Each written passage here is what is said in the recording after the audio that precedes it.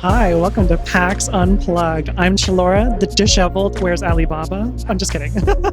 And welcome to day one. I'm so excited. We have some really diverse publishers as well as game developers and all that razzle dazzle. I'm really excited to share all the wonderful things with you. Hi, I'm Grace. I run Snowbright Studio. I founded it about 7 years ago, and I do all of the things because often people are running around different things.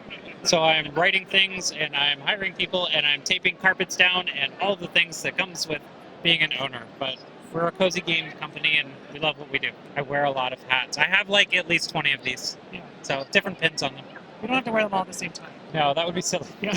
Tell me about Snowbright Studio, like how it came about, and what's your mantra? What do you prioritize? Yeah, we try to make heartwarming games that have components or systems or people or things that you don't see anywhere else. And so we made our first game that was Tea Time Adventures, cozy mystery role-playing game that's non-violent, and you're solving mysteries like who sabotaged a pie company and why are my flowers not growing? There's a dance-off. We just were like, that's the kind of game that we want to play, and a lot of people aren't making those games right now. Yeah. Which is what led into Cozy Companion, our cozy games and fiction magazine, because again, we're just not seeing a lot of cozy games out there.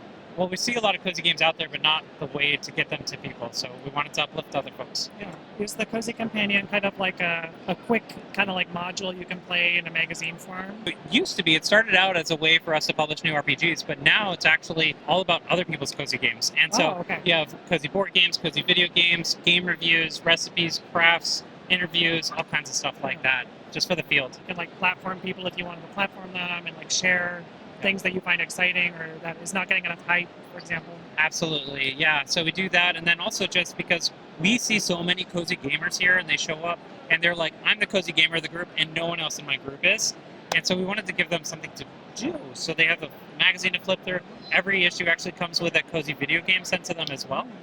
So we get to partner not just with the people who are in the magazine, but partner with cozy video game studios to get their games out in front of people too. Yeah. Is that like a code or is it a physical? Steam code. Okay. Yeah. So yeah, it works. Yeah. What does the subscription look like, I guess? We publish monthly. We have digital, and then we have print versions as well. Okay. And so both of them, like I say, come in with keys over email. And we also have a really wonderful fan Discord where people just come on, share pictures of their cats, recipes, and things like that. So I love that. you would expect that we get a lot of subscriptions from like Seattle and New York and places like that, and we do. We get so many subscriptions from like Montana and Arkansas, and just like we got one from the North Pole, Alaska.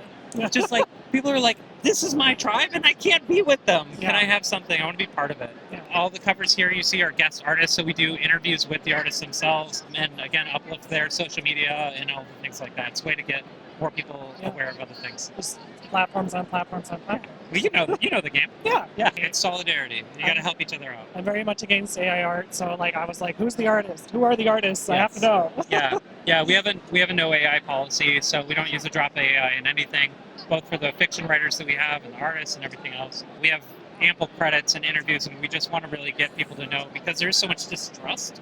Just having those interviews and showing people like, this is my process, this is where I came from, this is why I'm doing this, all that sort of stuff. I think it's really important because like sometimes you look at something and you're like, I don't know. You're counting fingers. Yeah, you have to scan everything. And now they're getting the fingers right, so we got to scan everything.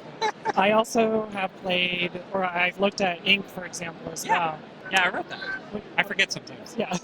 Can you tell us about some of the other games like Ink as well as Insectarium? Yeah. So I mentioned Tea Time Adventures, which is our cozy mystery one, and we got people coming up and we're like, it's non-violent, you don't kill anyone. And they're like, oh, I'm a killing sort of person. So we made a darker, more bitter version about coffee, and that's Ink. And so in that one you play as the spirits of characters who've died in other campaigns, and you're trying to escape the afterlife. So as a GM, my biggest fear was always killing my party because you're basically killing your friends, and then they don't want to come over anymore. So instead it's like you kill them, and then you're like, no, we can play a new game. Yeah. And so that's where that one came from. The little baristas. Yeah. And so as you go through, we make everything. We just make everything cozy. So you meet these little ghosts called baristas, and they serve you invigorating caffeinated elixirs, which we also sell in October through our partners. Yeah. Okay. Yeah. So Custom roasts. Yeah. So that was Ink, and then Insectarium is our new buggy game that just came out this year. It's designed by Kristen Mott, who's going to be here to sign some copies of it tomorrow. But it's all based around her finding an old insectarium in her grandfather's trunk. And so she found it, and she's like pinning bugs to this and making the right collection and precisely displaying each of them feels like a board game. And so that's where that one comes from. like I said, it really started from actual book collecting, right? And then being inspired by that and saying, can I put that into a 30-minute experience where we can have it at the table? And you can tell because people walk past, and so one person will walk past, the second person will walk past, and the third person will be like, this is my game. Yeah. How did you know? I am all about the books. Yeah. So That's me. Yeah. Can you tell me about like the behind the scenes of Snowbright? Like what is like the day to day? I feel Well, like we never see that. So Yeah, it's- no, it's a good question. I mean, we're based all around the country, so we're based in Cleveland, but we have staff in California, in Virginia, in a number of different places, and we actually opened a secondary office up in Halifax, Nova Scotia, as well. And so we all live on Discord together, and we just support each other. We have a lot of artists, developer, communications people, things like that. But it just kind of all started for this love of like doing things a little bit counterculture, a little bit different. A lot of us are former teachers, and so we come in and we're trying to find like the beauty and the interest in everything and uplifting that. I really get that vibe from the Tea Time Adventures because a friend of mine recently was looking for something to play with his niece and nephew who are like 10 and 8. And I was like, that's kind of like a good introduction to like the mechanics and everything, Yeah, and it's non-violent and Yeah. easy to get into. For people at home who've like never seen Snowbright, for example, what's the first thing you think they should look into or invest in or take part in? It really depends on them, right? So again, if they're kind of an all ages, I want nonviolent, I want low stakes, like I want a comforting RPG. Tea Time Adventures is that. I designed it when I was playing RPGs with my 8-year-old because I didn't want to teach him that solving problems means stabbing somebody in the stomach. But you know, when you get to college, sometimes you like I said, you really do want to stab people in the stomach.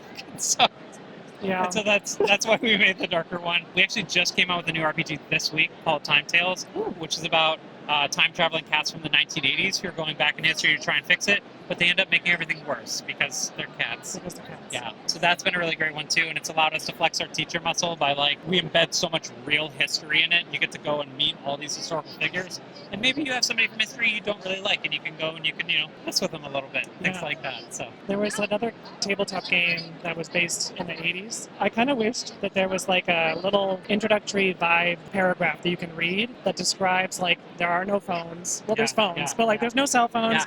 You're yeah. not probably not using the internet or the computer. You might be, but probably not. Like I said, we're former teachers, so it's full of that. So Okay, good. Okay, yeah, good. so we actually have a whole chapter of like time travel guides for GMs to read about important people, important events, what it looked like, what life was like, and we actually have 10 different posters of historical things, so you can see. Well, I'm going back in ancient Greece. What happened in what order, right? And you can go through all of them. I mean, the history nerd in me is just like, this is enough to entertain me. Yeah. But also cats. Yeah. And every spell is based on an 80s song, so that gets a little funny too. Thank you so much for talking with me. Yeah, And, thanks for stopping by. I can't wait to look more into the Cozy Companion and the bugs, of And the course. bugs. Yeah. Thank you. Yeah, thanks.